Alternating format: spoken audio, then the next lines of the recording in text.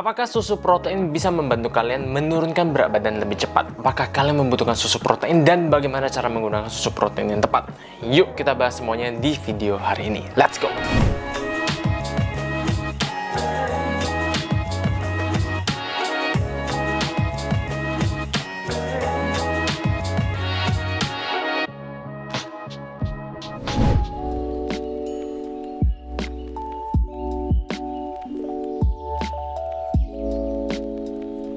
Pertama-tama kita akan bahas singkat dulu mengenai apa itu susu protein atau whey protein. Nah, whey protein sebenarnya adalah produk turunan dari susu. Spesifiknya, dalam proses pengolahan susu menjadi keju, whey itu akan dihasilkan.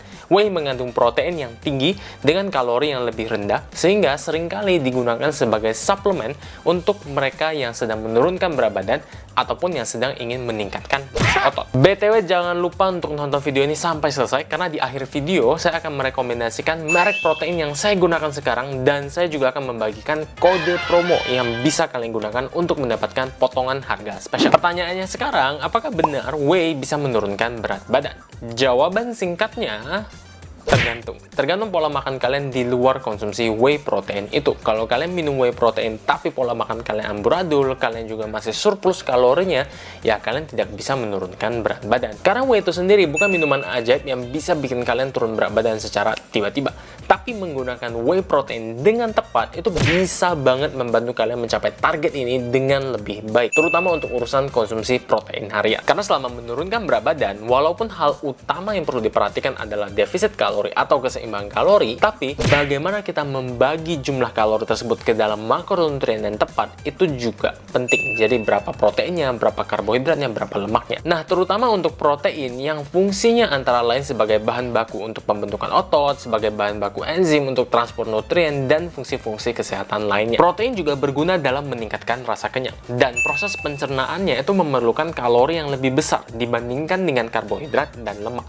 Sehingga dengan mengkonsumsi lebih banyak protein, maka kita bisa mendapatkan cashback kalori yang lebih banyak. Itulah sebabnya saat merancang program diet, hal berikutnya setelah kita menentukan intake kalori adalah jumlah protein yang harus dikonsumsi. Jumlah ini berbeda-beda untuk setiap orang ya. Untuk teman-teman yang masih memiliki BMI overweight atau obesitas dengan kadar lemak yang masih tinggi, disarankan untuk fokus ke menurunkan massa lemak.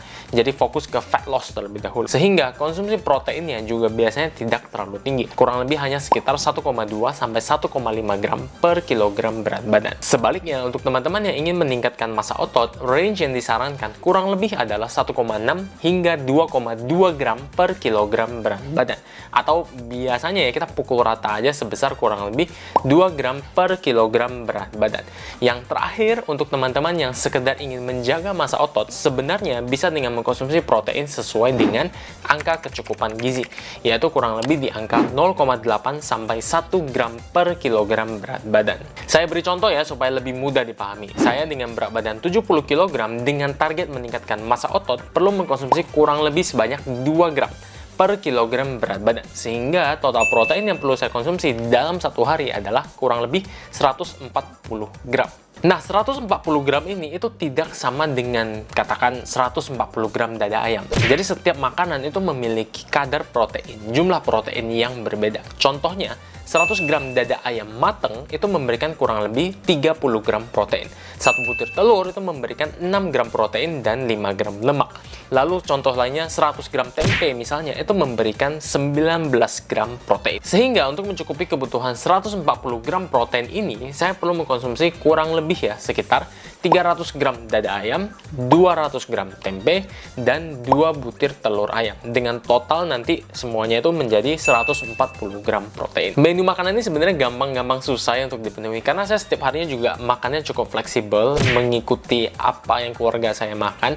Jadi nggak setiap hari saya bisa mengkonsumsi dada ayam atau tempe gitu. Saya terkadang juga punya rasa males gitu ya untuk masak, apalagi kalau yang agak ribet dan memerlukan banyak waktu untuk preparasinya. Sehingga biasanya saya akan menggunakan whey protein untuk membantu masalah ini. Satu scoop whey protein itu memberikan kurang lebih 20 gram protein, dan cara penggunaannya juga gampang banget. Kalian tinggal campurin air putih atau misalnya susu ke dalamnya juga boleh.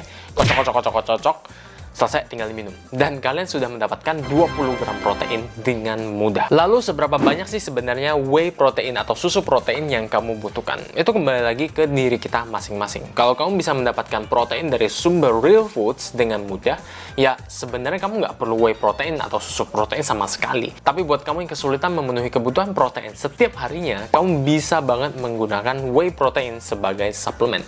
Jadi kalau kamu cuma bisa dapat 100 gram protein misalnya setiap harinya, tapi kamu perlu 140, ya tinggal tambahin 2 scoop protein untuk mendapatkan 40 gram protein. Saya sendiri biasanya mengkonsumsi kurang lebih ya 1-2 scoop whey protein setiap harinya. Satu biasanya di pagi hari karena lebih mudah aja dan praktis, saya tinggal campurin dalam susu, kocok-kocok, selesai.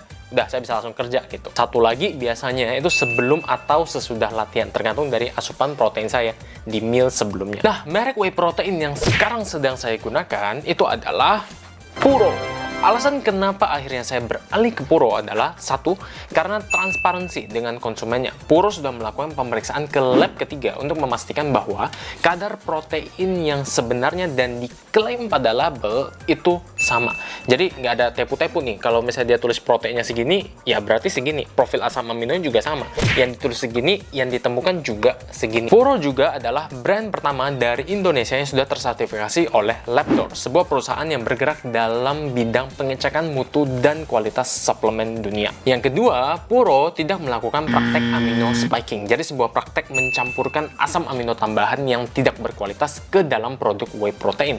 Hal ini dilakukan untuk meningkatkan jumlah protein per sajian supaya kelihatan banyak gitu, tapi justru menurunkan kualitasnya. Dan kita juga harus membayar dengan harga yang lebih mahal pula. Jadi contohnya nih, whey proteinnya sebenarnya cuma 20 gram gitu. Tapi karena ada amino spiking, bisa aja ditambahin kayak 10 gram protein tambahan yang sebenarnya nggak guna gitu loh. Dan akhirnya kelihatan seakan-akan banyak, wah 30 gram nih, padahal sebenarnya ya cuma 20 gram aslinya.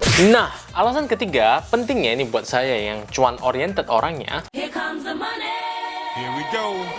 Puro adalah salah satu merek whey protein yang paling murah harganya. Kualitas oke, tapi harganya murah gitu. Harganya bahkan bisa bersaing dengan merek protein dari luar negeri yang sudah saya gunakan sejak lama. Belum lagi kalau misalnya teman-teman menggunakan kode promo DIETHYONG saat membeli langsung di www.puro.id, teman-teman akan mendapatkan potongan harga lebih lanjut. Dan teman-teman juga bisa mendapatkan free ongkir sepulau Jawa. Sekaligus juga, kalau teman-teman beli menggunakan kode promo saya, ya saya dapat komisi juga gitu.